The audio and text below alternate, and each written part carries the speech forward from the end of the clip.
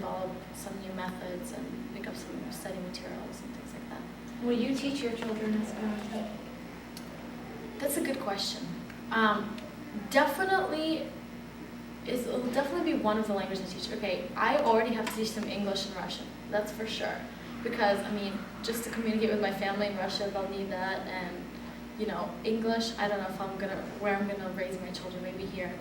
Then Esperanto, definitely, but I don't know, I don't want to overload my children. I don't know what the plan is. I don't have a plan yet. And then, you never know, like, I don't know. I'm pretty open to the idea of living somewhere else and raising a family in some other country. So if I'm there, they'll have to learn the language. So definitely they will learn Esperanto. I don't know if I'm going to do it the same way that my father did. That was a very strict, like, you're speaking Esperanto with me? And until I was 7 years old, I didn't even know he spoke Russian. Until I finally connected the two and two together. He can't speak it with me, but he can speak it with everybody else. Something's wrong here. So, it also depends if my husband is an Esperantist, if on a lot of things. I'm too young to plan yet. How long have you been here? We came in August 1993, so it's going to be almost 7 years. Wow. Because you sound just like a Californian. You have all the linguistic, terms of a born California. What do you think the greatest misperception is about Esperanto? I think there's levels of it. For people who've never heard of it, it's just hard for them to grasp the idea. Like, you tell them international language, you can explain to them what it does, you know, how long it's been going on, there are people who speak it. They still don't understand. They associate the language with a place. Well, where do they speak it? Well, where is Esperanto land? Is there a country that, you know, speaks it? And no, it's hard to grasp the idea that it's just a language that unites people together, and that it is a culture, but doesn't have a land or an official place where it is implemented. Then once they get past it, I think,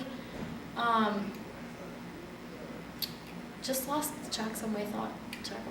What was I going to say? It's all going to get edited together. I don't worry about it. Nobody speaks the complete sentences, believe me. You edit enough audio tape.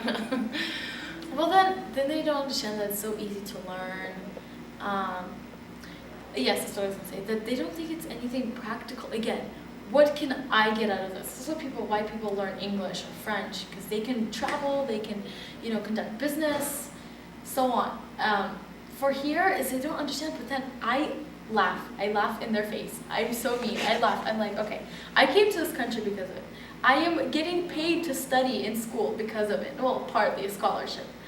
Just recently, I don't know if you know how possible it is to find housing in Berkeley. It's just insane, crazy.